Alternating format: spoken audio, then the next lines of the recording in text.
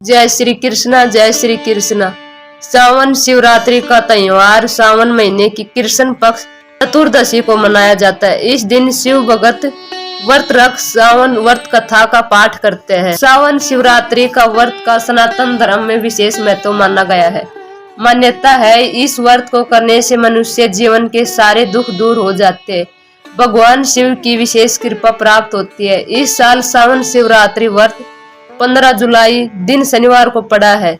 इस दिन भगवान शिव की विधि विधान पूजा करने के बाद सावन शिवरात्रि की व्रत कथा अवश्य सुने। शुरू करते हैं सावन शिवरात्रि की व्रत कथा। सावन शिवरात्रि की कथा के अनुसार एक बार चित्तरभानु नामक एक शिकारी था जो पशुओं की हत्या करके अपना परिवार चलाता था। वह एक साहूकार का ऋणी था, लेकिन कर्ज न चुका सकने के कारण क्रोधित साहूकार ने उसको बंदी बना लिया था। संयोग से उस दिन शिवरात्रि का पावन पर्व था। बंदी रहते हुए शिकारी शिव संबंधी धार्मिक बातें सुनता रहा। वहीं उसने शिवरात्रि व्रत की कथा भी सुनी। शाम के समय साहूकार ने उसे बुलाया और ऋण चुकाने के लिए पूछा तो शिकारी ने कर्ज अगले दिन चुकाने का वादा किया। साहूकार ने उसकी बात मान ली और उसे जाने दिया। शिकारी जंगल में शिकार के लिए निकला। दिन भर बंदी गृह में रहने के कारण शिकारी भूख प्यास से व्याकुल हो गया। सूर्यास्त के बाद वो एक जलाशय के समीप गया और एक घाट के किनारे एक पेड़ पर थोड़ा सा जल पीने के लिए चढ़ गया। शिकारी को पूरी उम्मीद थी कि कोई न कोई जानवर अपनी प्यास बुझाने इस घाट के पास जरूर आएगा। शिकारी बेलपत्र के पेड़ पर था। उसी पेड़ के नीचे एक शिवलिंग भी था जो बेलपत्रों से ढका हुआ था। भूख और प्यास से थका वो उसी मचान पर बैठ गया। शिकारी ने मचान बनाते समय जैसे ही टहनियां तोड़ी वे संयोग से शिवलिंग पर जा गिरी। इस प्रकार दिन भर भूखे प्यासे रहकर शिकारी का अनजाने में शिवरात्रि का व्रत भी हो गया।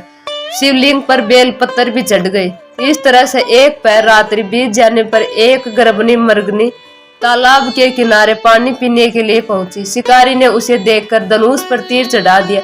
जो ही वो प्रतंचा खींचने लगा उसके हाथ के धक्के से कुछ पत्ते और जल की बूंदें नीचे बने शिवलिंग पर जाकर गिर गई। अनजाने में ही शिकारी की पहले पैर की पूजा संपन्न हो गई। मृगनी बोली, हे शिकारी, मैं गर्भणी हूँ, शीघ्र ही प्रसव करूंगी। तुम एक साथ 2 जीवों की हत्या का पाप अपने सिर पर मत लो। मैं अपने बच्चों को जन्म देकर शीघ्र ही तुम्हारे पास आ जाऊंगा, तब मार लेना मुझे। शिकारी ने प्रतंचा ढीली कर दी और मृगनी को जाने दिया। कुछ ही देर बाद एक और मृगनी वहां से निकली। शिकारी ने उसे देखकर धनुष पर बाण चढ़ा दिया। उस तरह से शिकारी से अनजाने में कुछ और बेलपत्तर नीचे शिवलिंग पर जा गिरे। शिकारी की दूसरे पैर की भी पूजा हो गई।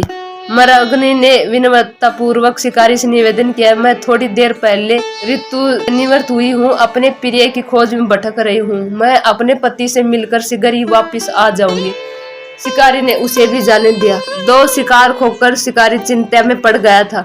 रात्रि का आखिरी पैर बीतने को था, तभी एक अन्य मृगनी अपने बच्चों के साथ उधर से आ गई। शिकारी ने उसे देख तुरंत धनुष पर तीर चढ़ा दिया तो वह तीर छोड़ने को ही था। मृगनी बोली, मैं इन बच्चों को इनके पिता के हवाले कर लौट आऊंगी, इस समय मुझे मत मारो। शिकारी ने कहा, मैं सामने आए शिकार को कैसा नहीं दूं? इससे पहले भी मैं 2 बार अपना शिकार खो चुका हूँ। मेरे बच्चे भूखे प्यासे व्याकुल हो गए। मृगनी ने शिकारी की बात सुनकर कहा कि जैसे तुम्हारे अपने बच्चों की ममता सता रही है, वैसे ही मुझे भी इनकी फिक्र है। इसलिए मेरे बच्चों का सोचते हुए मुझे थोड़ी देर के लिए जीवन दान दे दो। मेरा विश्वास करो, मैं इनके पिता को सौंपकर तुम्हारे पास तुरंत लौट आऊंगी। मृगनी की बात सुनकर शिकारी को उस पर दया आ गई। उसे भी जाने दिया। शिकार न कर पाने के कारण परेशान होकर पेड़ पर बैठा शिकारी बेलपत्र तोड़ तोड़ कर नीचे फेंकता जा रहा था। इसी तरह से उसके तीसरे पैर की भी पूजा संपन्न हो गई। पौ फटने को हुई तो एक मृग उसी रास्ते पर आया। शिकारी ने सोचा कि चाहे कुछ भी हो जाए, इस बार वो शिकार करके ही रहेगा। शिकारी की तनी प्रतंचा देखकर मृग ने विनीत स्वर में कहा, यदि तुमने मुझसे पहले आने वाली 3 मृगनियों और उनके छोटे छोटे बच्चों को मार डाला है तो मुझे भी जल्दी मार दो, ताकि मुझे उनके वियोग का दुख नहीं सहना पड़े। मैं उन मृगनियों का पति हूँ। यदि तुमने उन्हें जीवन दान दिया है तो मुझे कुछ समय के लिए जीवन देने की कृपा करो। मैं उनसे मिलकर तुम्हारे पास उपस्थित हो जाऊंगा। मरग की बात सुनकर शिकारी ने मरग को सारी बात सुना दी। तब मरग ने कहा, मेरी तीनों पत्नियां जिस प्रकार प्रतिज्ञाबद्ध होकर गई है और मेरी मृत्यु से अपने धर्म का पालन नहीं कर पाएगी, अतः जैसे तुमने उन पर विश्वास करके उन्हें छोड़ा है वैसे ही मुझे भी जाने दो। मैं उन सभी के साथ तुम्हारे सामने जल्दी उपस्थित होऊंगा।